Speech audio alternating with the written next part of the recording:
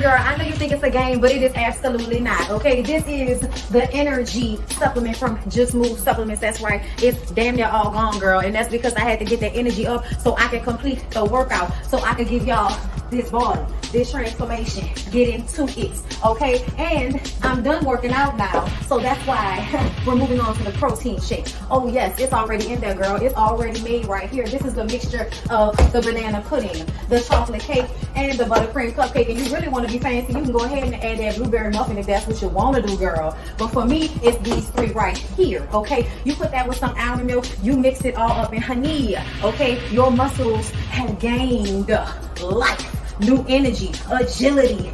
Get into it, okay? Just Move Supplements. Thank you very much. Hold up, Chief. Okay, don't forget about that TLC NutriBurst to get that multivitamin product, because we all need a little extra. And child, if you want that sea moss that go down smooth, don't come up rough, okay? Get into the TLC Nautica sea moss. Yes, get that from me. And child, if your stomach hurt and you need to move some things around so you can be free, okay, go ahead and get that ISO tea down below in the description box.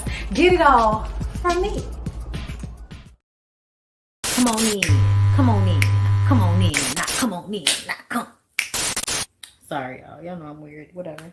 Hey everybody, what's up? It's your girl BondyBlue. So let's go ahead. Hey everybody, what's up? It's your girl BondyBlue. Okay, follow me on Instagram and let's get into the video, right? Hey y'all. Hey everybody. Listen. First of all, hey, we're back for Ratchet Reality. We're about to get into a few things. We're going to start off with Bad Boys LA. But you know, when you got a song that like, it's a secular song, but it puts you in the spirit of the Lord. Okay. I don't know why, but it was in my spirit. I'm only going to play it for a second because y'all know how YouTube don't play with us with this shit.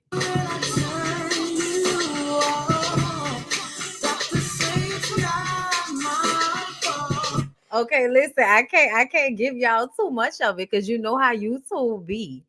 I can't give y'all too much of it because y'all know how YouTube be.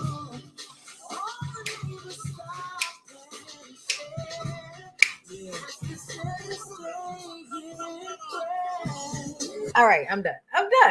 I hope they didn't clock it. I'm done. I hope it didn't get clocked. Okay. Okay, listen.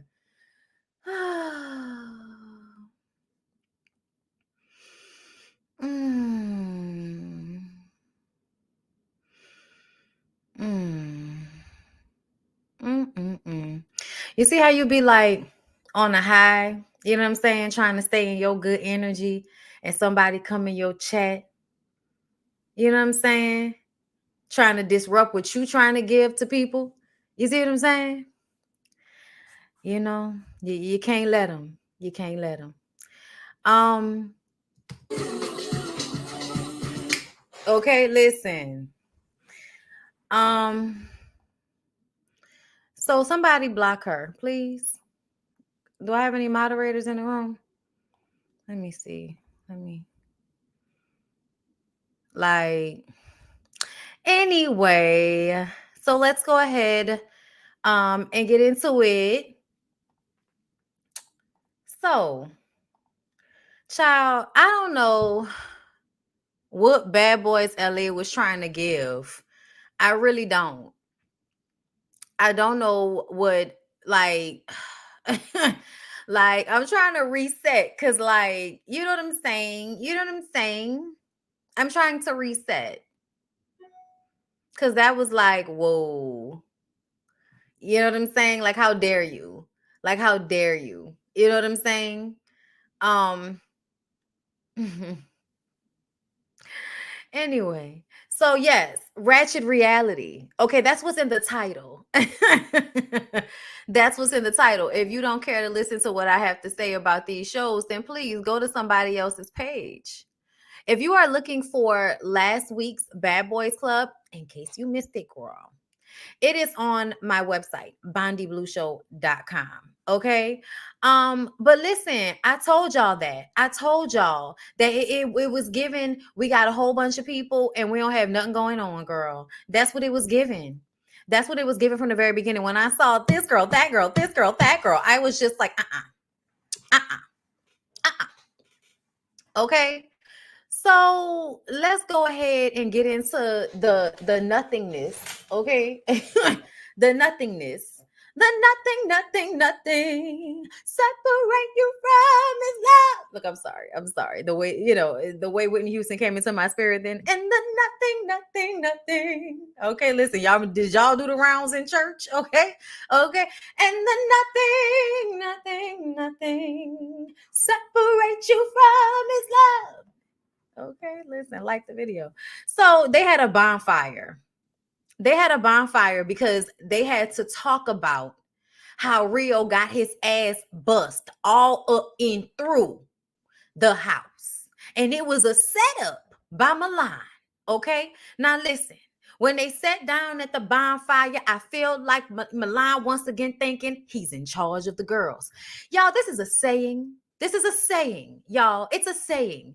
Nobody's actually in charge of anybody else, in case anybody's like confused about that. Because some of y'all on Twitter get real hoity-toity in the fucking tweets as if you don't know what in charge of the girls means. Okay? Oh my God. But anyway, Milan, whatever in charge of the girls may be, you, good sir, are not it. You attempt to be, but it has the energy of we don't respect it. It has the energy of we don't respect it. You know what I'm saying? That's the energy it's giving. All right. So when he sat down with everybody so that he can talk about the massive altercation that took place, all over a room. And he had to call the popos on you hoes because his friend Rio was leaking. And it was just out of order. It was ridiculous. You know what I'm saying? And I'm like, Milan, why don't we calm down with the hard R's? Because essentially, you was about that street shit when you thought you and Rio was going to be able to beat somebody's ass, correct? Because it to me, it looked like Rio took it upon himself, okay, to run up. And do you know what happened when he ran up? He, in fact, got done up, okay? And so now that he's gotten his ass whooped, the first time he got his ass whooped, we watched it. It was a play-by-play, okay? He took it. I mean, Jonathan was taking that tight-ass jacket off, and Rio came out of nowhere, and Jonathan did some type of underarm move, and he yacked that nigga, and yacked him. And then security came and got involved, and he was pushing him all over the place with his whole fucking arms. It was just real bear-like. And then eventually, this ass whooping got to the ground, and security was in between them, but somehow the ferocious Jonathan was able to pull the hair out of this man's head, okay? He was pulling the hair out of his head and throwing it on the ground, throwing it. I was just like, is that his real hair? It was tough. Milan at one point did like that, and I was Milan. Me and Milan were in the same place emotionally in this moment. And guess what? Rio still continued to run up. He did. He didn't let it go. He wanted to keep fighting. He was wrapping his hair up because he didn't want you to see how his hair had been pulled from his scalp. But essentially, he wanted to fight again. And guess what? Jonathan then slid his ass, okay? It was given sucker bitch. It was given like first season Love and Hip Hop Atlanta type energy. Like, okay, it's given we make music to beat people ass and we in fact know how in real life. That's what it's giving. Jonathan was giving who on it. You know what I'm saying? It was just given on a whole nother level. I don't know why we're trying to do this. Rio, stop. Self-preservation. Sir, stop hurting yourself. You're doing this to yourself. I mean, I have never seen somebody literally slide somebody. Like, I would do the full range of motion, but I don't have the space. But it was a follow through It was a follow through on the underhand, okay? And it slid this nigga across the floor. And I just don't understand why everybody still wanted to fight after that. Now, we know how the fight played out when we were there because we were there. The next day, Jonathan returned. And I don't know whether Gutter let him in through the side gate and he wasn't supposed to be there. I don't know if that's what happened. I'm not sure. But at this point, Jonathan rolls up and he and Rio square up. Okay, based on Rio's, his side of the story. Okay, based on the information we got from Rio during this sit down during the bonfire, he saw him. He said, "Square up." They squared up. He must have been getting his ass kicked because Rio was honest. He said, "I in fact picked up a chair." Cat-like reflexes. He picked up the chair, and then when he threw it at Jonathan, based off Gutter's reenactment, caught the shit and then proceeded to beat the fuck out of him with it. So I was just like, I don't know. I don't know what we're talking about at this point. Like, oh my God. Rio, honey.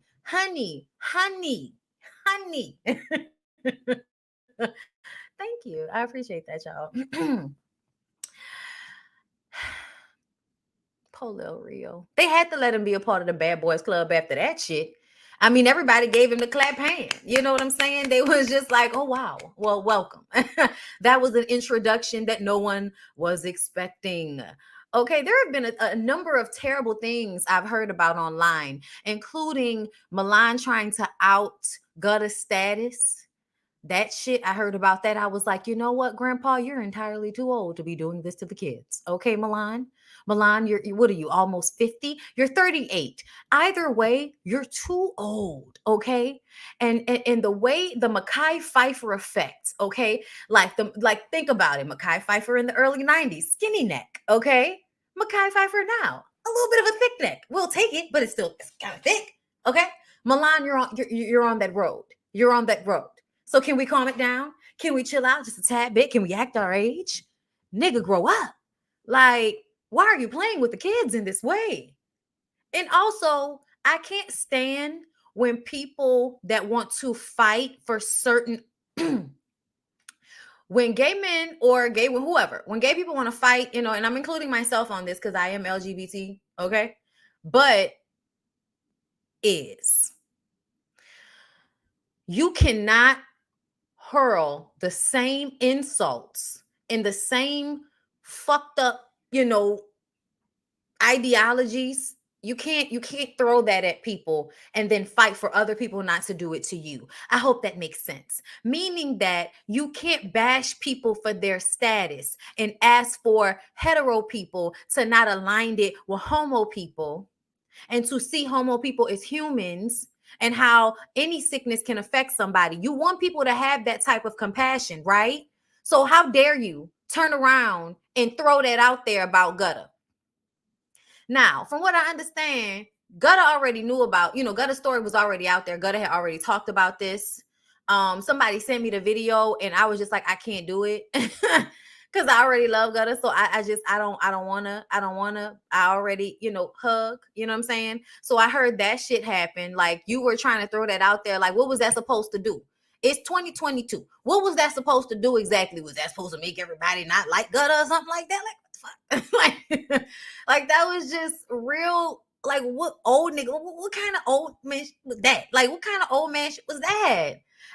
Oh my God, it was terrible. And then when they were like, who called the police? Because Rio was like, because I ain't no calling a police ass bitch. And essentially, I get it because you started the fight. But I do appreciate Milan for feeling like, nah, nigga, you were leaking all over the house. We had to call somebody. Like, it's a liability. Everybody called the cops, okay? Everybody called the police, okay? So yeah, it was a lot. Gutter ended up getting alcohol poisoning. So if you did have a part in Jonathan coming back to seek even more revenge on Rio, and I wonder if that was the case because listen, I feel like Jonathan could be lying, but I don't get. I don't know if Jonathan showed up to beat his ass again or if he was coming back to get something and ended up beating his ass again. Like, I don't know. I don't know which one it was. But either way, Jonathan needed to not be in that house. You too big and bad. That some of us are too ignorant to be out here in the world amongst ignorant people.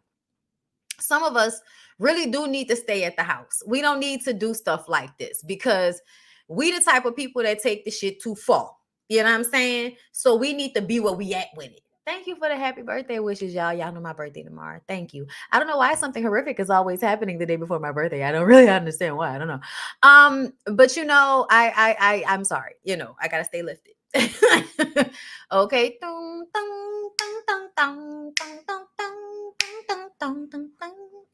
That's the song. Never mind. So yes, going on from there, half of the people go to the studio, half of the people go to try to shoot a music video. Lyrica Anderson and Natalie Nunn come down to the studio and they like the song I Don't Care. Relly feels like Carry-On is taking advantage of Gutta and Gutta's feelings. Carry-On feels like he's forming a real relationship with Gutta and it doesn't need to be defined. It doesn't need to be talked about in such a manner, meaning you don't need to try to make it a sexual situation. And I just kind of feel like Carry-On, I low-key understand where Relly is coming from because essentially I do feel like Gutta is young. And this is what I appreciate about Relly. Like, that's why I say Relly was a functioning alcoholic because that motherfucker be highly functioning sometimes. And in the confessional, Relly is highly functioning, okay? Now, in the scene, he might be blinking slow, but he know what's going on. I appreciate him for that because I do feel like Carry-On be playing games with people's mind. And I do appreciate the fact that Relly had the emotional intelligence to recognize that you yourself have gone through that type of abuse. So why would you want to put Gutta through that? I was just kind of like, you better read him the fuck down, Relly. You better read him the down. Wasn't Milan a whole secret on Love and Hip Hop Atlanta? Yes, he was. He was a side, and then he was trying to be the main. Okay, thank you so much, Makai, for the super chat. I appreciate you. They say Gemini Mercury retrograde is a ritualistic period for higher ups. That's why bad stuff always happens around your birthday. Ooh, ooh, ooh. I need to get more into that, but I need to find some positivity in it, okay? Because it's my born day. It is my born week, okay? I'm trying to make sure my dogs aren't busting out the gate and shit. Okay? So yes,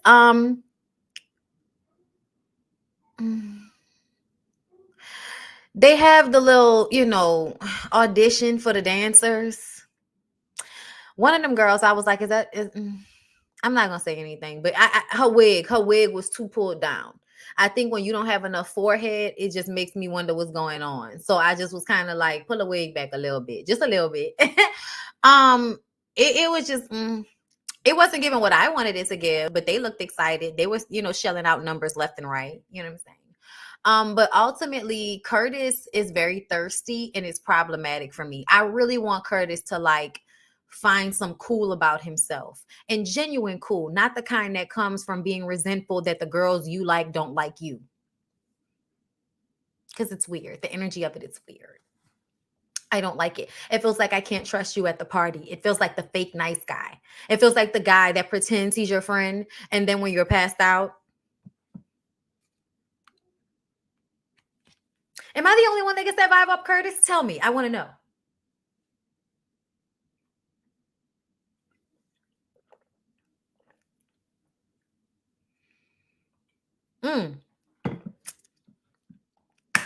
The wig was in fact wigging.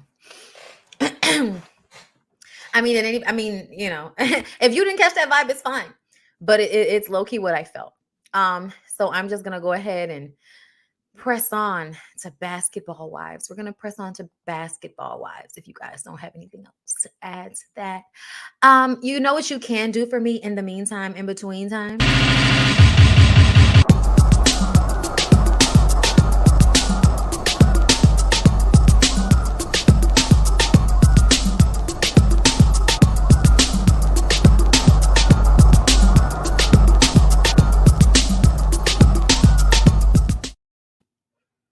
Okay, listen. Thank you, y'all, for the happy birthday wishes. I really appreciate y'all. Okay, So, basketball wives. Okay. So, y'all know I really didn't want to review this show and I still feel that way. But I like to round things out, and it just made more sense if I was going to do couples therapy to also see what basketball wives was giving. If you were gonna come to anybody for it, I'm like, come to me. You know what I'm saying? Because I needed the money. So there's that. So Brandy in Malaysia. Brandy in Malaysia. I'm just gonna say it's giving too much makeup. It's giving bloated Barbie. It's giving. Why are you paying $1,000 for that wig, Duffy? Child, we got a few things to talk about as it pertains to Duffy. Cause girl, I need to understand. I need to. I feel like this is Duffy's show. I don't know why she's all the way over there on the corner because we had more from her than we did from any of these other girls. Okay. But anyway, so like I said, Brandy and Malaysia are continuing their argument about whether Malaysia knew her father passed away or not. And to me, I did feel like Malaysia looked genuinely surprised when she said that. But this episode, we found out that Zell is in fact the mutual friend that Brandy and Malaysia have. And so you know that Zell said something to Malaysia about Brandy's dad. So now I'm looking at Malaysia like, not only are you a good liar, you good lying ass bitch. Okay. But now I'm really feeling like every time you cry, it's manipulative. I don't feel the need to show you any compassion like that. But I do recognize that something is amiss with you, and I feel like it's because you probably ran through all that money. I'm gonna keep it a buck. I feel like the only thing that topples mean girls like yourself is when you can't maintain your image, and you can't maintain your image because you didn't ran through what all the money. And I think another reason why you don't want to be friends with Brandy is because Brandy and her man still got what they money. So no, you don't want to be friends with somebody that is going to make you feel even worse about the decisions that you've made. Especially because you probably felt like you were better than Brandy because you decided to leave Gennaro instead of staying and getting cheated on for the rest of your fucking life like Brandy is over there doing. Okay? So, I'm going to read y'all down a little bit. It's okay. I'm gonna read y'all down. It's okay. Ariel, thank you for the super chat. I am a mother of 2 elementary children. It's been an emotional day. I couldn't be more happy to hear your voice during such a day, love. Listen, I appreciate you. I really want to just keep people lifted. I want y'all to come to me and have a good time. Like, you can cry somewhere else. You see what I'm saying? Like, there's a place for that. That's not here. And because I empathically, I don't need to be there. You see what I'm saying? um I'm aware. You know what I'm saying? I'm aware, but I don't need to discuss.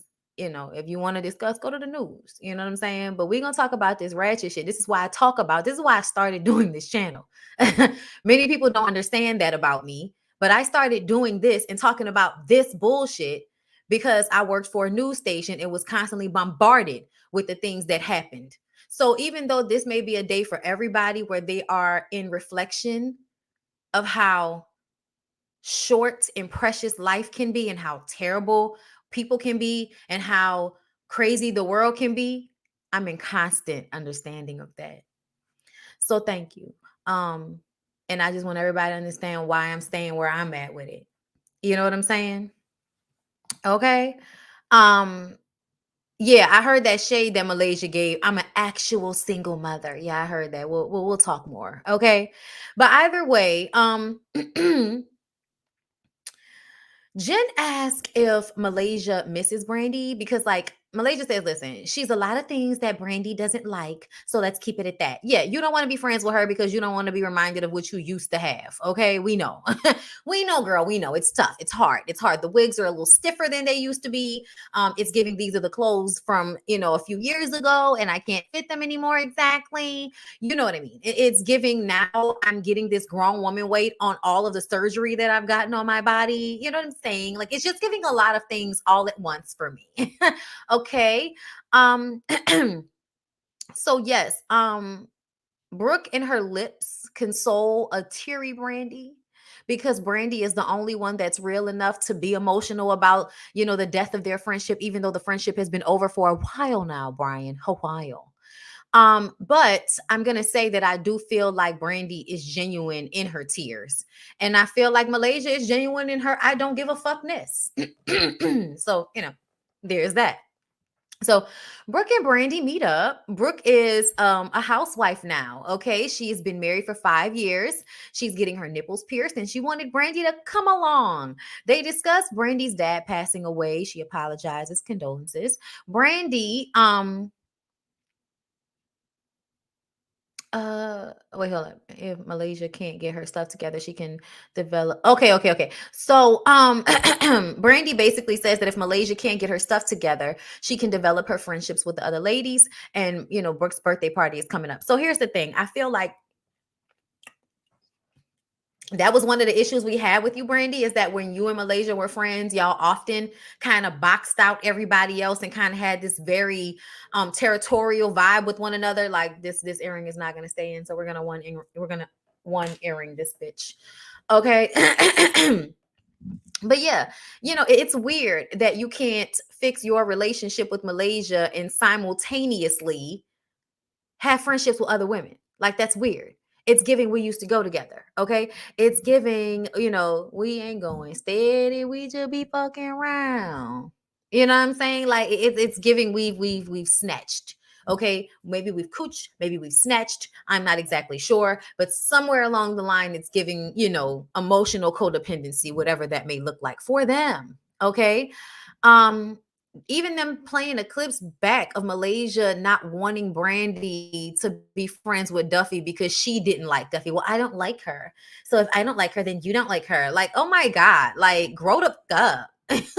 Grow up. That's why y'all in the situation y'all in right now. Like this is just so immature. You know what I mean?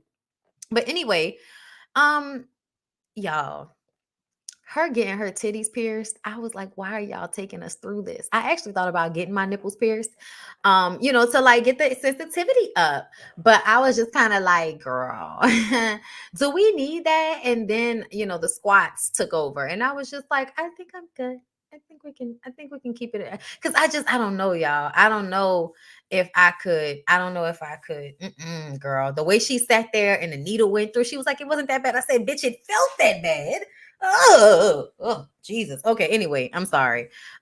It's very painful, but it looks cute. Yeah, it does look cute. I probably would get it more so my nipples could be sensitive. More than the look of it. Because who's looking at my nipples? Like, let me looking at my nipples. The fuck? Okay. That's not for public consumption. All right. But anyway, y'all, Angel Brinks. Y'all, I respect Angel Brinks like a motherfucker. Like, I'm gonna be real because I did feel like, she really did get it out the mud with her line and her fashions and as gaudy as they are, she's done extremely well for herself. We heard her talking about putting together the costumes for Doja Cat's tour. I feel like it's obvious that Angel Brinks has been designing a lot of the artists costumes that they wear for performances because she's really good at that embroidery and doing all of that really dope work on bodysuits and all of that type of shit. Like she's really good at that. And just the over embellishment, things that look good on stage. She's just really good for that. But girl, in the confessionals, oh, she dresses Mary J. Blige as well. Oh, all right. Listen, when it comes to the celebrities, I think she knows exactly what she's doing. But girl, when I see her, I just be like, Angel girl, everything you wear looks heavy. Everything you wear looks heavy. You know what I'm saying? Like I just be looking at her sometimes like, okay, like, all right. You know what I'm saying? It's a lot of the things she wears and she does, I love. But other times it just be like, girl, are you in there? Because she's so little and I think she overdoes it and it sometimes swallows her. And it's like, are you in there somewhere? You know what I'm saying? But outside of that, we're asking, is she in there somewhere because she's decided that she wants to get pregnant by Rockstar from Love and Hip Hop Hollywood? Girl, I can't say enough how that was a bad decision.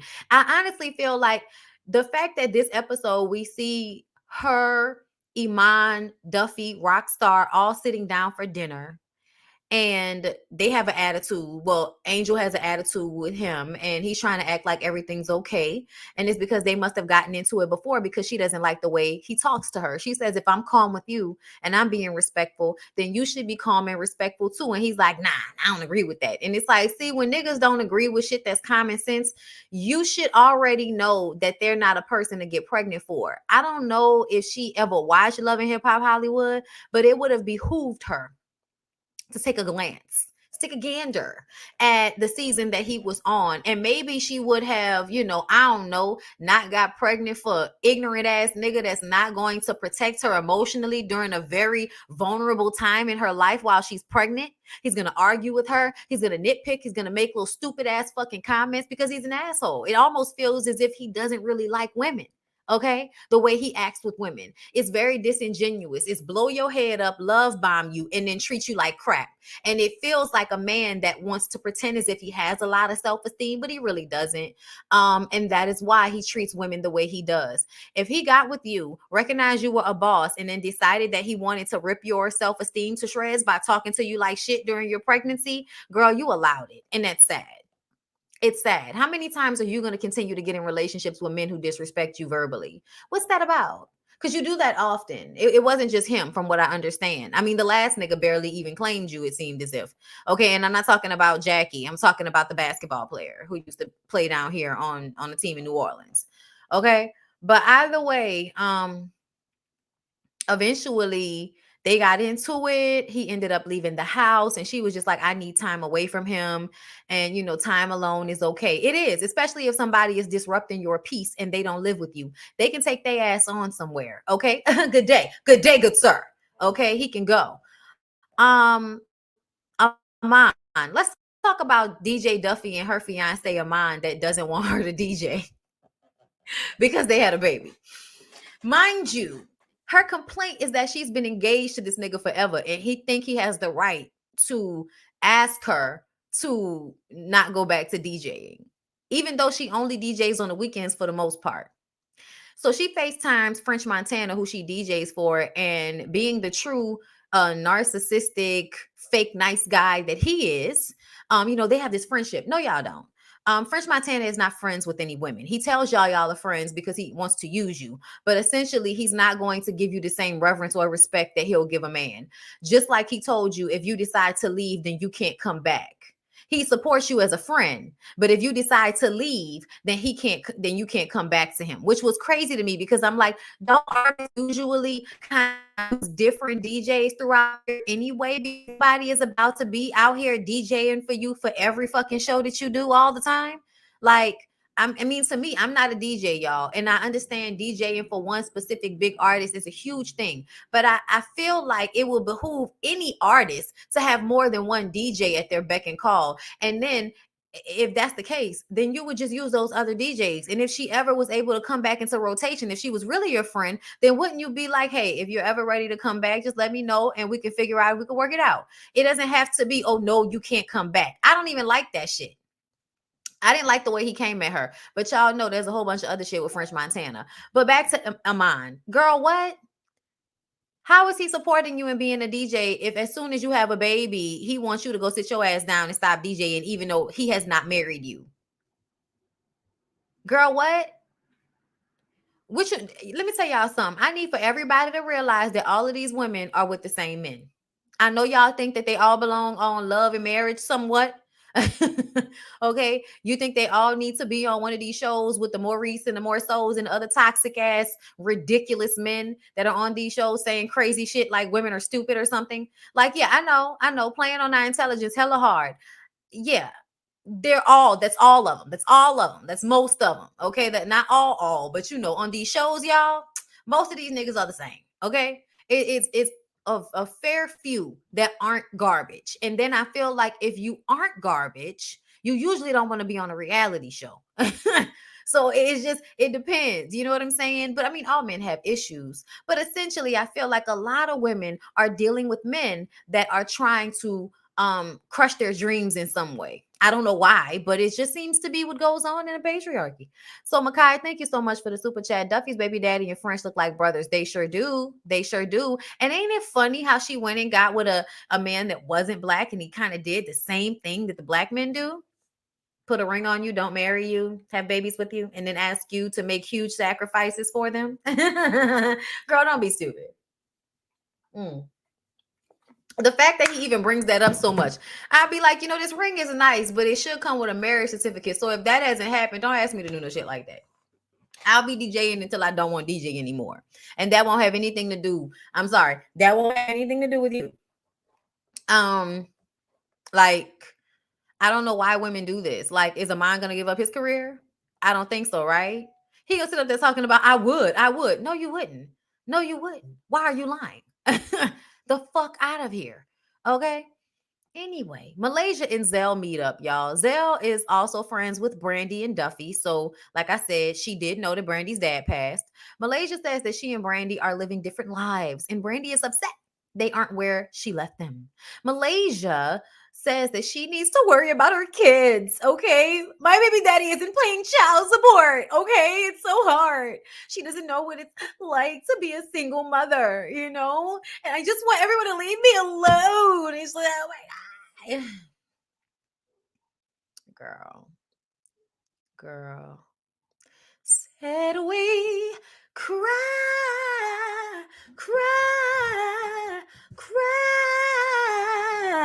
together.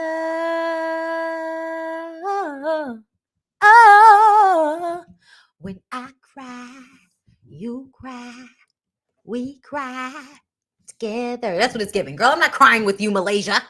I'm not crying with you, Malaysia. You had so much money. So much. Y'all, do you know what I would do with a large sum of money? Do you know? Let me tell you what I would do. I would purchase an apartment building and hire a management company.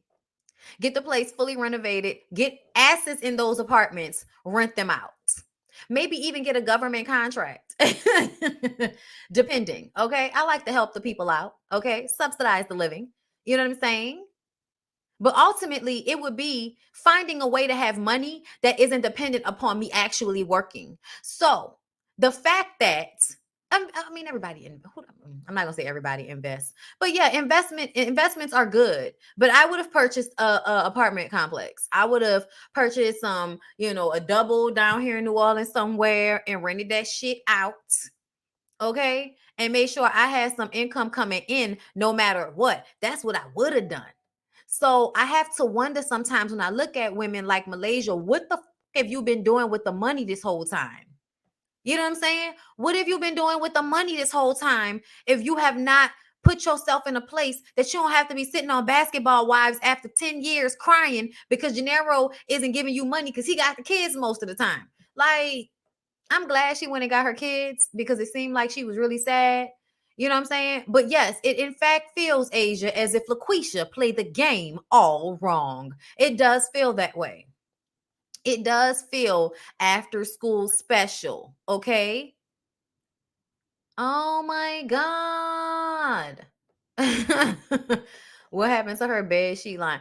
I don't know. I don't know. Okay, hold on. I know I'm late, but the piercings ruin my sensitivity. If that's your spot, I don't suggest it. Okay, good to know. Fumbled the bag. It feels that way. Okay, buying shoes and purses. I hope that's not. Listen, if y'all are out here spending money on shoes and clothes instead of making sure that y'all have like passable income, I don't know what you're doing. And I feel like you're wasting everybody's time. You're wasting everybody's time if you ain't do shit with Gennaro's money when he had money. Like, that just don't make sense to me, y'all. Like, I would have absolutely went and purchased property that I could rent out. You know what I'm saying? Like, that's the way to do it. I don't know what anybody else is doing, but that's just stupid. Anyway, I haven't heard any updates on Apple Watch, child. It's sad. All the girls but Jen in Malaysia get their makeup done and their hair done at a salon in preparation for Brooke's party. And Brandy says that she really loves Malaysia. And Brooke is like, okay, girl. Like, everybody feels like Brandy is still defending Malaysia and still kind of having her back. And with the way Malaysia has shown, disinterest, they don't understand why. And Duffy takes it upon herself to kind of constantly be like, that's okay. That's her best friend. She love her best friend. Wish you saw some Malaysia, girl. It's all right. You saw some Malaysia, girl. It's giving stop. It's giving you're doing too much. It's giving can you give it a fucking rest? You know what I'm saying? British and Duffy kick it after meeting at Jackie's wedding. They just met at Jackie's wedding. They talk about how much fun. This is how you realize Duffy is really trying to solidify herself on the show. They talk about how much fun they had at the salon, and they discuss Brandy in Malaysia and how Brandy misses her. And Duffy thinks they are going to bring it back together. Duffy says back in the day, Malaysia made it hard for Brandy to connect with the other girls. So I just kind of feel like, so Duffy, what's happening? I almost feel like you're jealous, but then trying to act like you want to see them make up, but you kind of don't because you feel like they shouldn't be friends anymore. But you keep kind of saying, go ahead, girl, be friends. Like, like she's stupid. Like, girl, keep going, keep being stupid, girl. Like, I don't know what Duffy is on, but it's giving calm down. It's giving, girl, you know, only a facial expression can do it sometimes. Like, I don't know.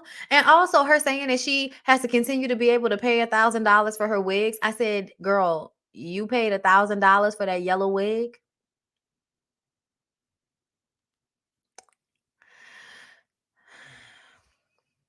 Okay.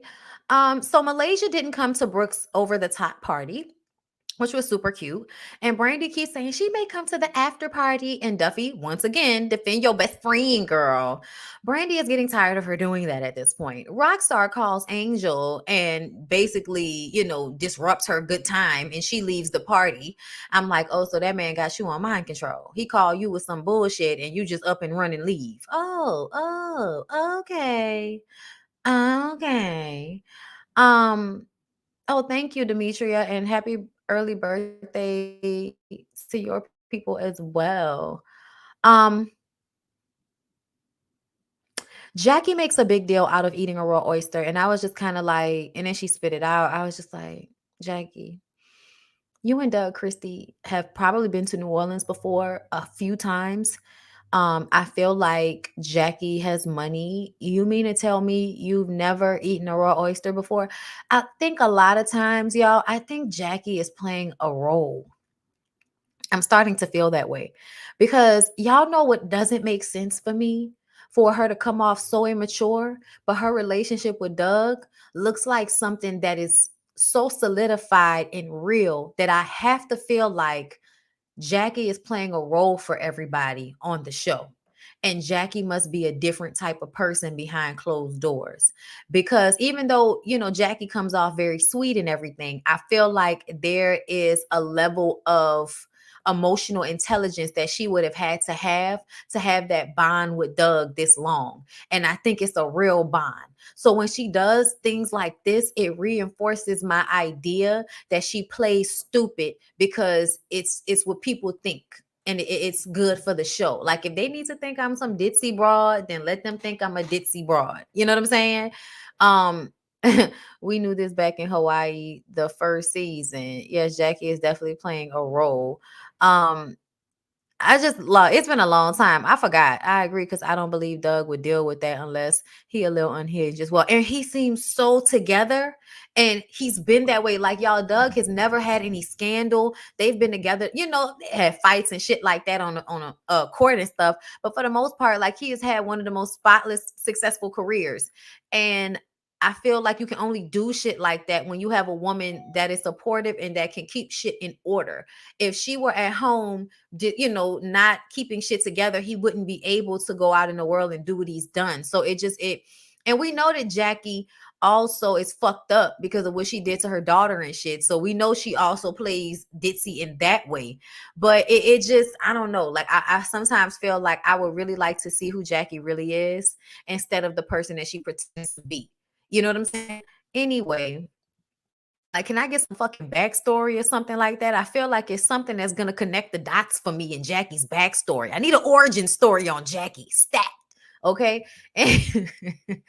Anyway, Jackie, after Jackie threw up the oyster, Duffy and Brandy take it to the side and have a little conversation. And Brandy, tells her, hey, you've been doing too much. She's like, I know, but I feel like it's uncomfortable and it's awkward and I don't really know how to handle it. And I kind of want you to just kind of let the whole Malaysia thing go, but you're always kind of, caping for her. So it's just kind of like, I don't know what to do. It's uncomfortable. You know what I'm saying? But I just kind of feel like, I don't know if that's what you need to be doing. Like, I don't know if I feel like that's the response it needs to give, Duffy. Y'all, give me a second.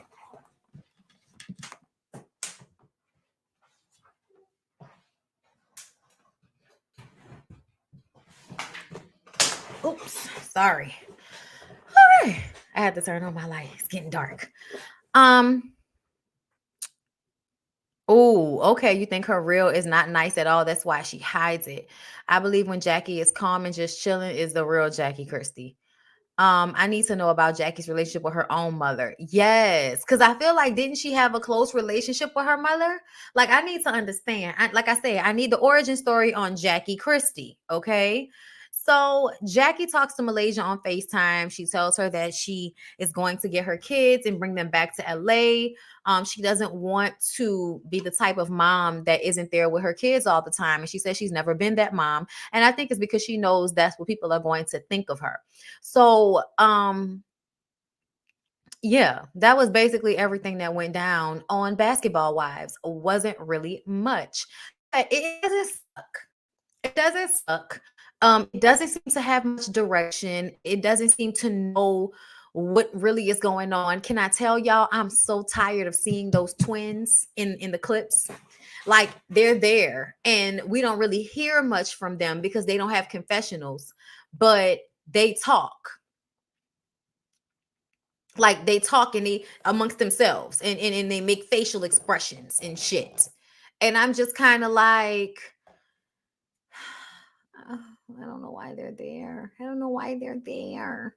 Their energy is so negative. Like I'm still not over how they handled OG. I don't like their fugazi, fuck shit ass energy. I think whenever we see them, they're mean mugging or making weird faces, and it's just annoying. It's really, really, really annoying. You know what I'm saying? Anyway, y'all, let's go ahead and press on. Y'all, couples therapy is child. Okay, couples therapy is the show. Okay, just to keep it a buck. Couples therapy is the show for me. Out of all of these shows, I think it's going to be my favorite to talk about because I feel like they give us so much content out of what's going on because it is, realistic to an extent. Okay. So let's go ahead and get into it. Okay, so at the beginning of the episode, they sometimes do this thing where they're like sitting talking to each other, and it's kind of like rapid fire where it goes from couple to couple and they're just kind of throwing things out there. So I don't always get everything that they say, but few of the things that I got. Okay, Shamari wasn't attracted to Ronnie at first. When they met, she was 21, he was 33.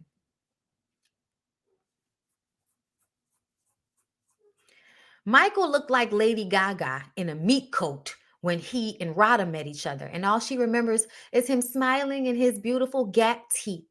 And I was just like, oh, did you really think he was beautiful, Rada? I'm just wondering. And it has nothing to do with skin tone. Okay. Like, honestly, Michael Blackson is just, I think he makes himself grotesque. Like, grow some facial hair, eat something. You know what I'm saying? Do maybe a push-up. I don't know. Create some type of structure to your body so you don't just look like a grasshopper. You know what I'm saying? I don't know. You can help us with this. You know what I'm saying? But Michael doesn't feel like he needs to do that because he has money. He has money. And now he can exact all his revenge on all of the beautiful women that would never have been with him if he did not have money and he wasn't famous. So the fact that that's the issue makes me feel like Michael doesn't need to be in a relationship with anybody. But if Rada wants to be in an abusive relationship with him where she gets treated like shit, then that means that she's some type of, Satanist herself and likes that shit, then I'm gonna let her have it. You must like being treated like shit. Because to me, until Michael learns to love himself, like until Michael can learn to like what he sees and therefore treat himself better so he can treat the women that he interacts with better, he ain't good to nobody. I don't care how much money you have. That type of low self-esteem in a man with money is dangerous. And you can laugh all you want to, but you know good and goddamn well that is true. You know that it's true. Nick ass woke up and read the shit out of Michael Blacks in this episode. And I thought it was hilarious, but it also told me that Nick pretends to be stupid. Nick pretends to be slow. And it's so he doesn't have to do as much. Okay? Um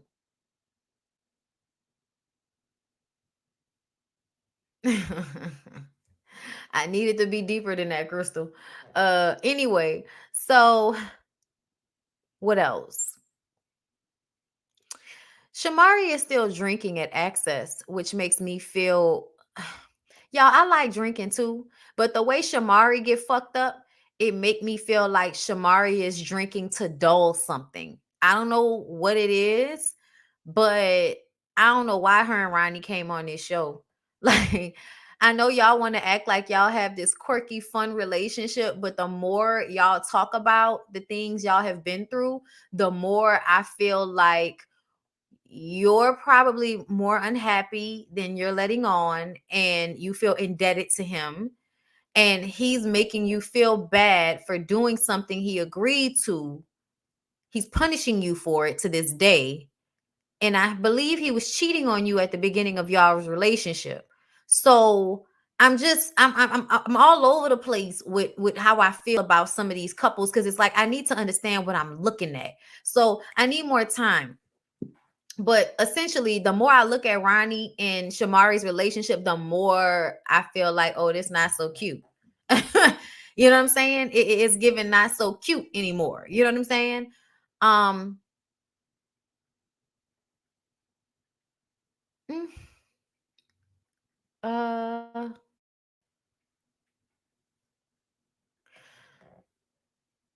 they discuss Shamari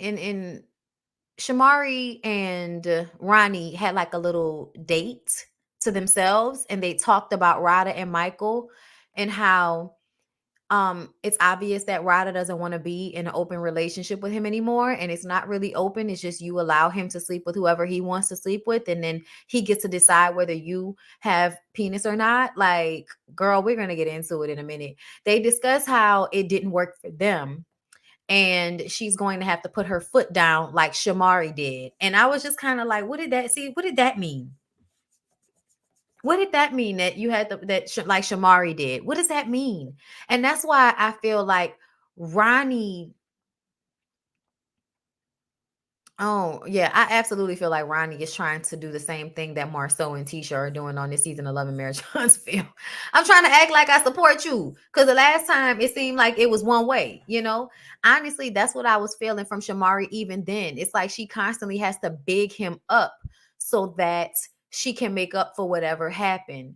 Shamari was dealing with a third party on the low. Um, I don't think that she was dealing with the girl on a low. I think that she was dealing with her outside of what they were doing. And she was getting emotionally like invested in the relationship in a way that was taking her away from Ronnie. And I think that she realized her relationship with him, I don't know if they had the babies or not. Yeah, it's like, no, not on the low. It wasn't on the low. He knew about it. They agreed to it. It's just that she actually got feelings. It wasn't just a sexual thing. And I almost feel like, did they do that because he was doing it at one point, and so the reaction to him doing the cheating was to allow her the space to do it, and then she got emotionally involved with another woman, and that really fucked his head up. That she can be took from the great Ronnie DeVoe. And so I think he's constantly punishing her for that, honestly. And I think sometimes, as much as I see her trying to look lively and seem like she's having fun and all of this, a lot of it seems a little Stepford wifeish to me when it comes to Shamari. And I think that she loathes it with the drinking and all of that. But we'll see. His manhood couldn't take her leaving him for another woman. Yeah, basically. But the way they talk about it is what bothers me, because it's like, why are you leaving out your portion of this? And you're always talking about it as if it ruined your relationship, or it almost ruined our relationship. Did it? Or because if y'all are in a better space now, then you would say that, it was a hard thing at the time, but it got us to where we are now and we're better now. And he talks about it like it's still something that could ruin them. So it makes me feel like he's still mad about it. Shamari be lit as fuck. That's what I'm saying. Shamari was nodding off at the table because she drinks so much. And that's what makes me feel like it might not just be drinking to have fun, or it may not be drinking like normal adults like to drink, Normal adults like to drink a little bit, especially if you are a drinker. You probably drink, a lot more now if you're stressed out or something like that, because child, the times is tough.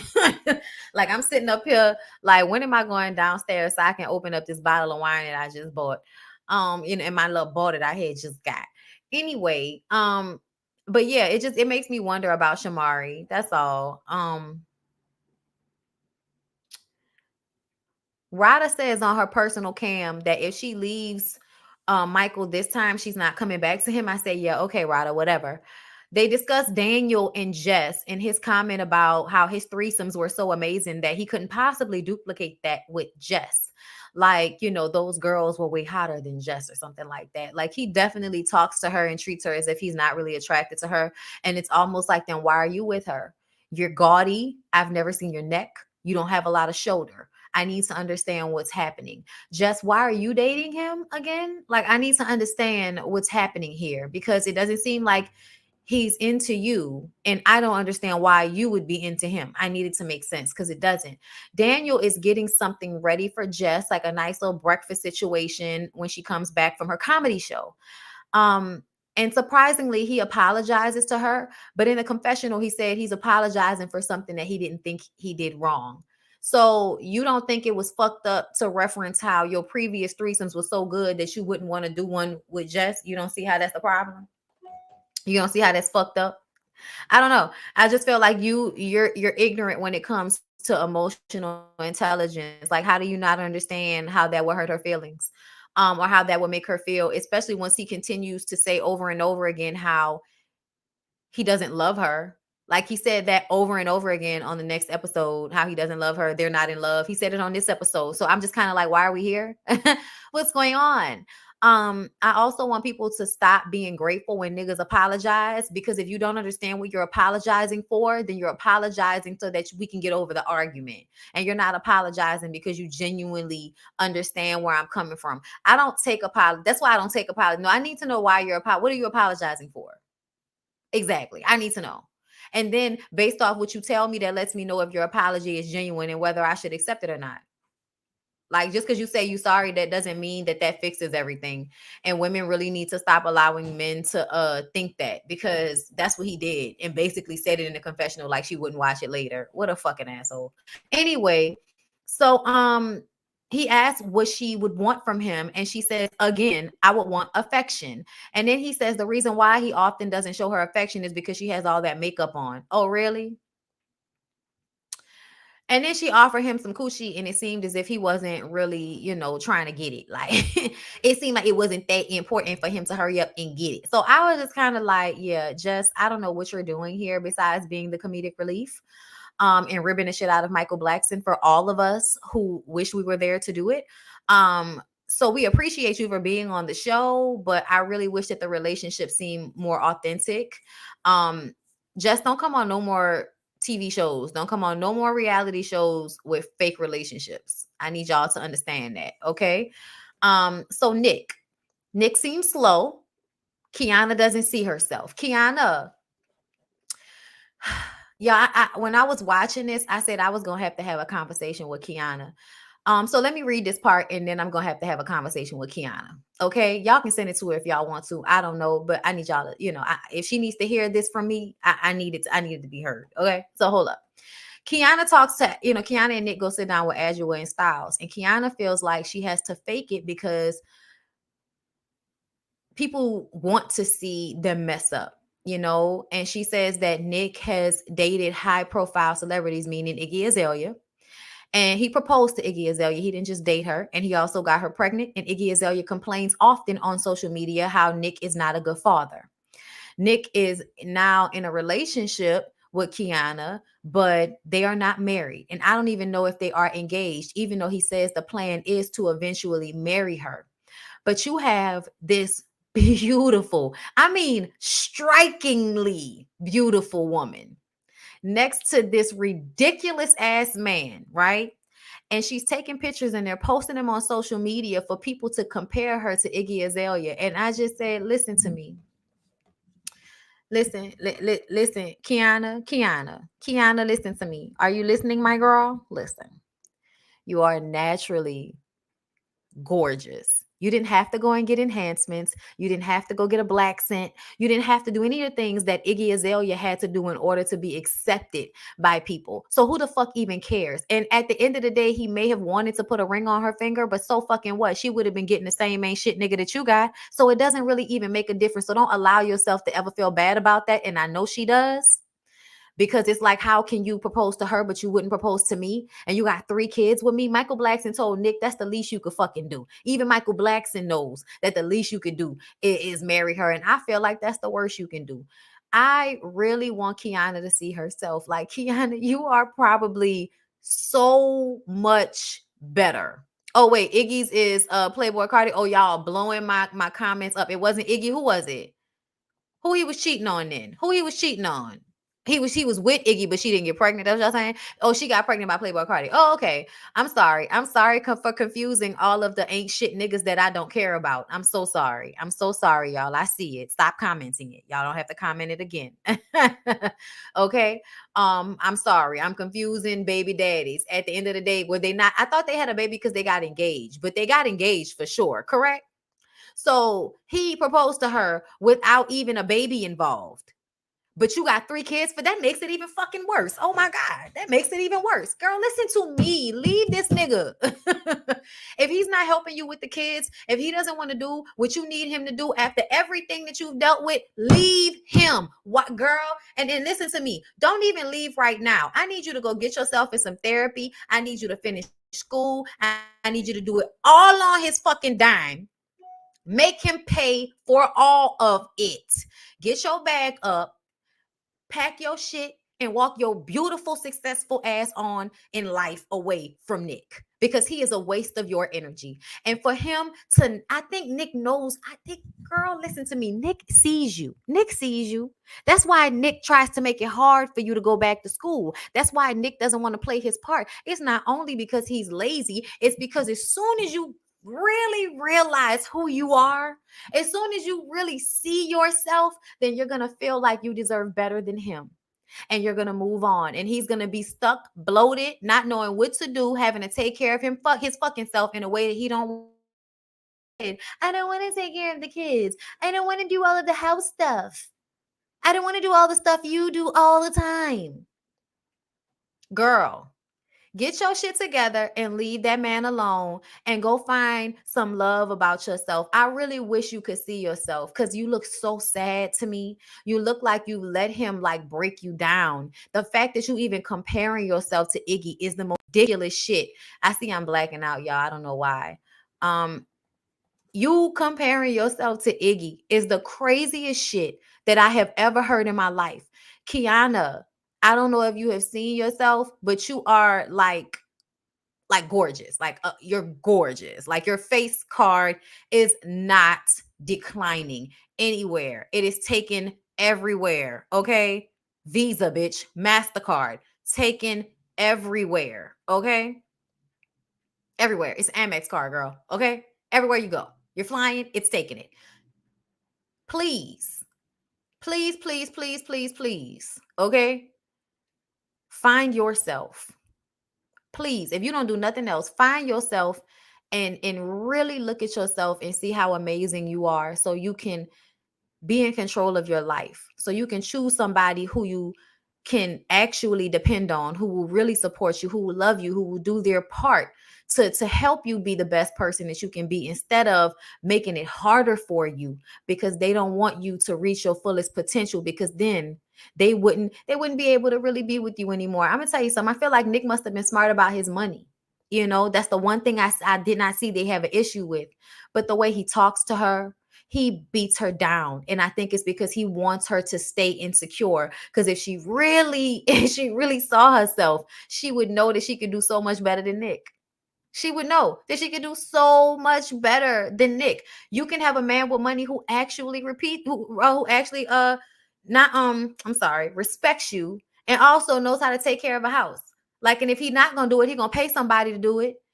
You know, Child, not only his nasal passages, did y'all notice how like swollen his face looks? I say, I don't know what this nigga doing in his life, girl, but you letting him suck you into the gutter with him. The gutter. Yes. He's as big time as you can get. I've lived in Harlem all my life. I do know a rat when I see one.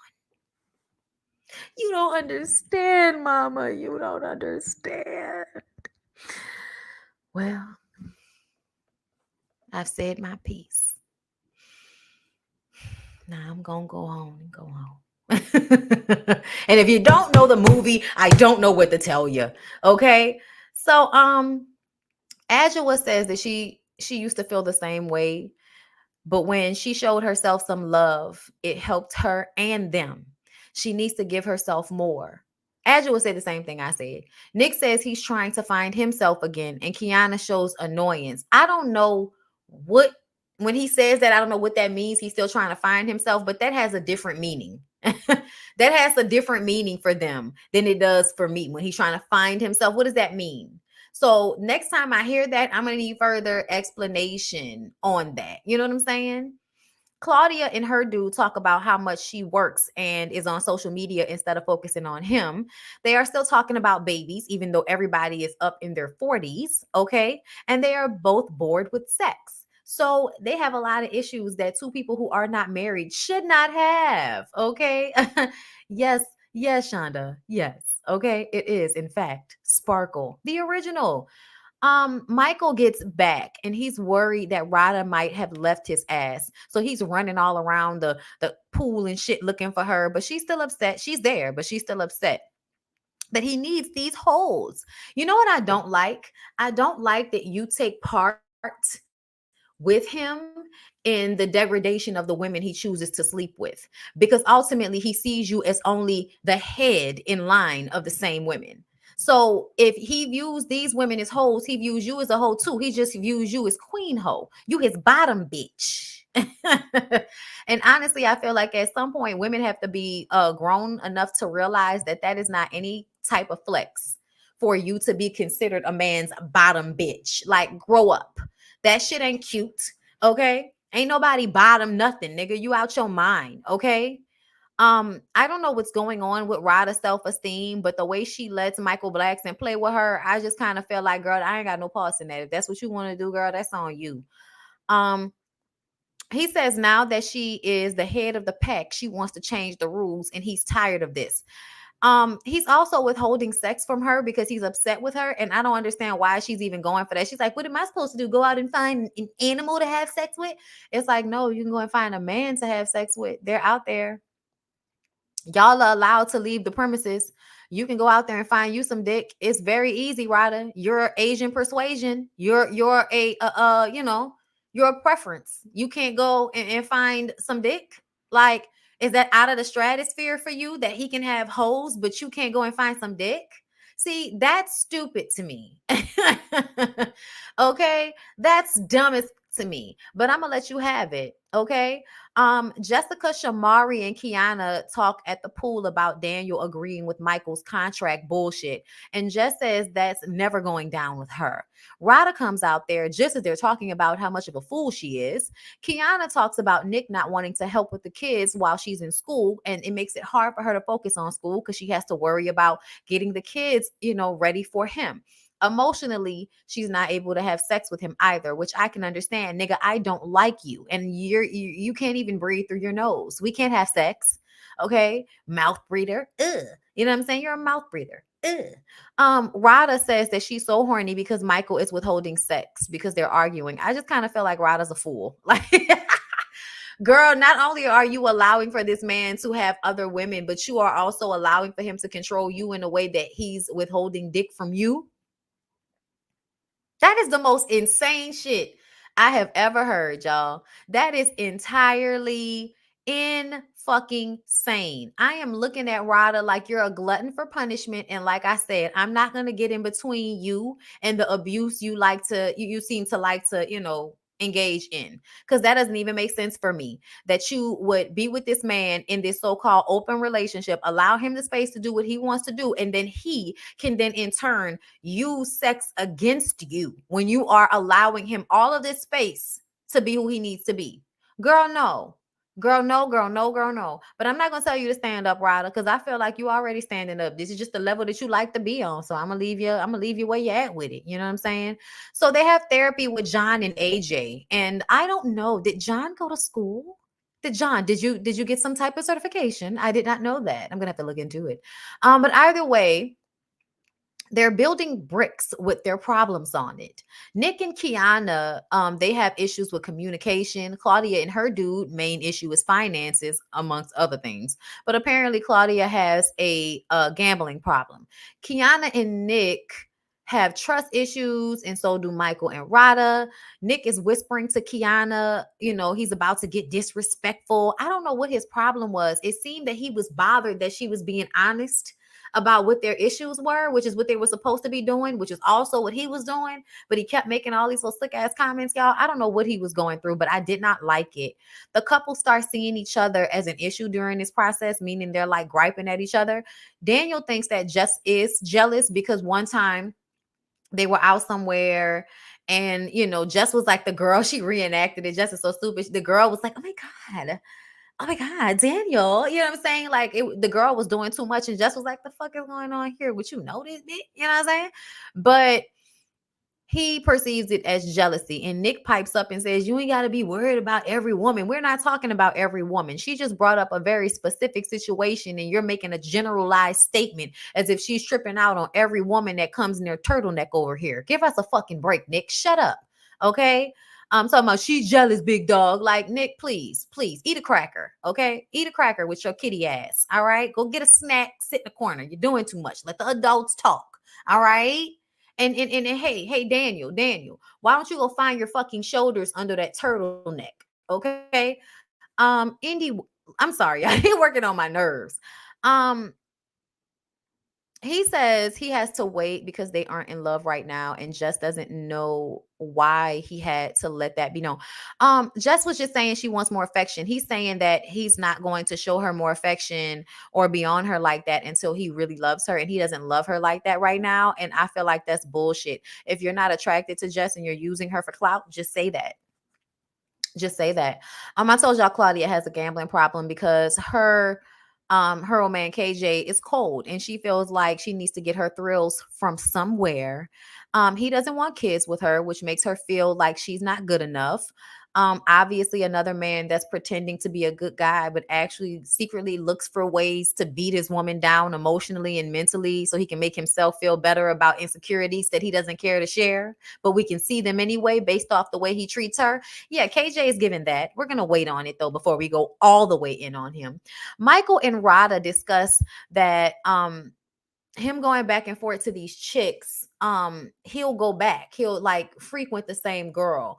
And Rada wants it to just be one-offs. And I'm like, Rada, essentially, love, it doesn't matter.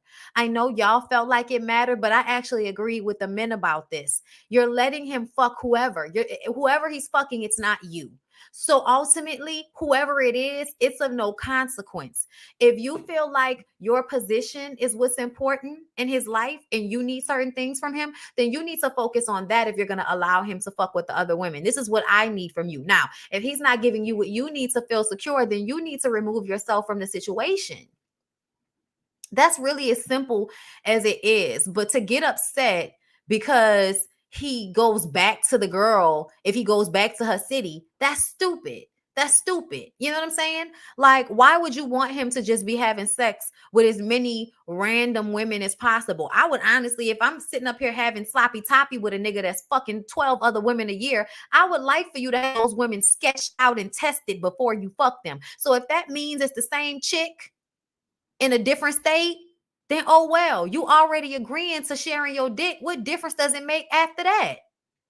Like, you just making yourself look dumb, and you arguing to have the little bits of power. But if you would just put your boundaries in place and be prepared to walk away, which is really what you should do, then it wouldn't even be a conversation. But because you want to be scared, because you so worried about upsetting Michael Blackson instead of treating him like the piece of shit he deserves to get treated like I'm just saying, if I was her, I'd treat him like shit. Like, I'm sorry. Like, I would treat him like shit. I would. Like, I'd have outside dick. Like, if I was gonna stay in a toxic relationship with her, like she's doing, I would be treated. I wouldn't be crying about the shit. I would have another nigga. You was going fucking somebody. I was going fucking somebody else. Like, we're not gonna do this. I have an ego. Okay. Um, that's what I'm saying. Like, I have an ego. I don't know what's going on. I have, self-respect. If you gonna fuck over me, I'm gonna fuck over you. And that's just plain and simple. Um, the disrespect is just ridiculous at this point. Withholding the dick, though, girl, you're allowing foolishness to take place. Okay, wrecking havoc in the palace, as Mama D would put it. Style says that Mike is making up for lost time. Okay. He's boning like he's in middle school.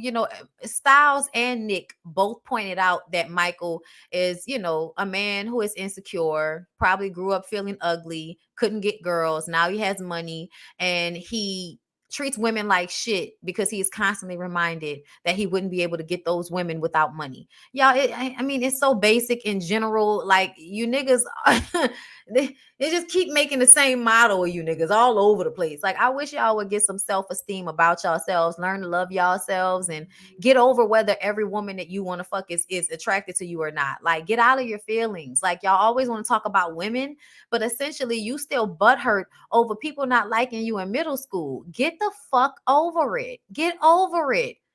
Like, if you have some real confidence about yourself, a woman would be attracted to that whether you have money or not.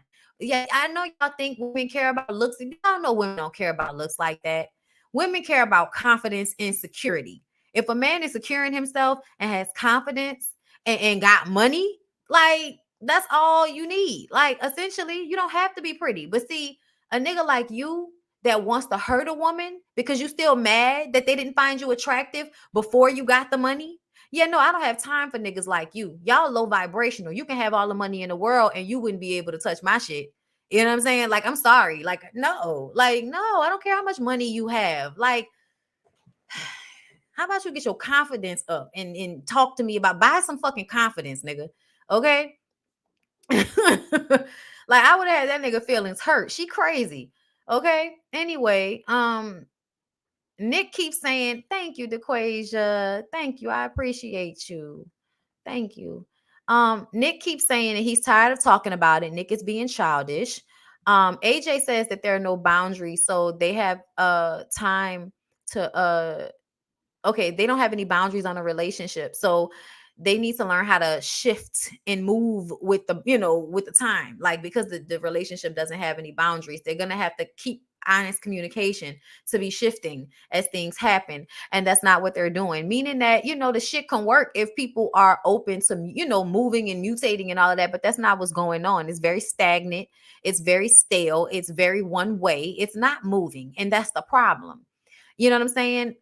I understand what, Michael keeps talking about, how can I remove the other bitches when the other bitches were always there? You can't remove something that was always there. It's like, I really wish you would stop saying that, because I don't know in what terms you talk about relationships, but you cheating does not mean there's always another woman there. That's not what that means. If you want to continue, I mean, you having all of those women, like, I get it, but you are choosing to make Rada the main girl, and Rada is now asking for you to stop. So now you need to decide whether it's more important for you to have Rada or those other women. And I feel like Michael feels like it's more important to him to keep Rada, but he also doesn't want to stop doing what he's doing. I want Rada to either be in an open relationship where she can get what she wants when she wants it as well, or leave him, because he's probably not going to be faithful. He's probably not going to be in a monogamous relationship. But I don't agree with him constantly using that excuse that because that's the way it was when y'all got together, that's the way it should remain. That's bullshit.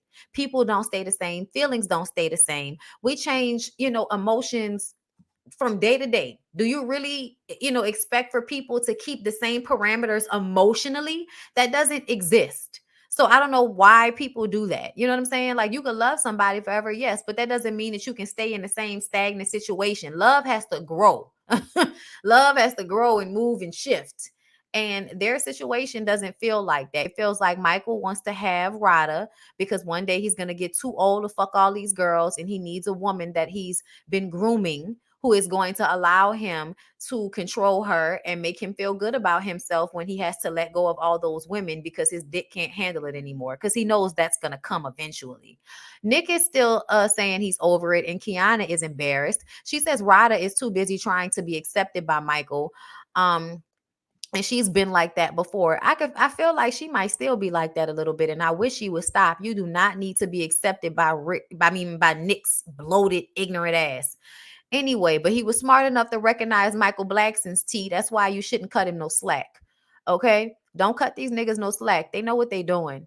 So we moved to Kiana and Nick, and he is still talking about his retirement and him having to do the things she did around the house. She doesn't know where the support is, looking for it, can't find it. He tells her know her place as a woman. He don't know how to make breakfast. Child, y'all say what y'all want to about Claudia Man. Claudia Man was shaking his head throughout this whole segment, which makes me feel like a lot of Claudia's old man shit might be facetiousness, sarcasm, but y'all know a lot of truth is in the joke. But he at least knew enough to, when he heard Nick's foolishness about not wanting to cook breakfast in the morning, he was just like, it's like, nigga, you can't scramble eggs and put bacon in the microwave? What? And then she says, but you're online calling yourself a good father. Like, you're online taking pictures with the kids, like you're doing these things with them, and you're not. You're perpetrating. So now he jumps off the bridge like she called him a bad dad. Well, I mean, if you can't cook your kids breakfast, you're a bad dad. Choke on it. I don't know if you know that. If you're an able-bodied man and your children require food and you can't feed them because that's not something you do, not something you can't do, but you just won't do because you feel like you shouldn't have to do it. Yeah, you're a bad father. Swallow it. Now, what are you going to do? Are you going to fix it or not? Nah? Are you going to continue to be a bad father or what? Like, I don't know. Can't even make the most important, easiest meal of the day. Shame. Nick want his mom, not a woman. I don't know what the fuck he want, but she need to leave him alone and take care of herself. Like, it don't even make sense. And I feel like he doesn't want her to leave because she gonna put that ass on child support for all three of them kids, and she gonna ring them pockets. Okay. And he doesn't want to have to deal with that. So he's going to try to stay in a relationship with her. But then he also doesn't want to do what she needs to be done in the relationship for her to be happy. So she's sitting over there suffering in silence and shit. I say, girl, listen, get yourself together, do what you got to do, and leave him and put him on child support. I don't understand. We're not about to keep arguing. We're not about to keep going back and forth. You're not going to keep playing with me. You're not going to keep, like, trying to diminish me and shrink me so that you can feel good about yourself. Fuck that. No. Like, Kiana, you deserve so much better, my girl. I really hope that you find that for yourself, like Adjoa, because I think Adjoa and Styles P are there to help other couples realize, what it can look like if they would actually open up to each other. But it takes a whole lot of connecting emotionally that I don't know if some of these niggas are really willing to do. You know what I'm saying? The only relationships that I feel like are worth maybe fighting for, Ronnie, Shamari. I need to see more from Claudia and her dude, but Ronnie, Shamari are the only couple that I think have actual issues that should stay together. Everybody else needs to break up. I don't think Adjoa and Styles really have issues. I just think they're here to promote their business and to be an example for other people, which I love because I feel like they've been through so much. And I think that it just shows that a man of Styles' caliber can be emotionally intelligent and there for his woman. And like, it feels like a more balanced relationship that I see between the two of them. But anyway, y'all, that's all I got to say for it. Now y'all know tomorrow is my birthday. So I probably won't come to y'all. If I do, it'll just be for a BondyBlue show. Um, and I'll probably fuck with y'all on All American and This Is Us on Friday. But yeah, thank y'all so much for joining me. I hope I was able to help y'all lift y'all spirits and I hope y'all enjoyed the live. Please don't forget to like, comment, and subscribe. Okay, and I will talk to you guys soon.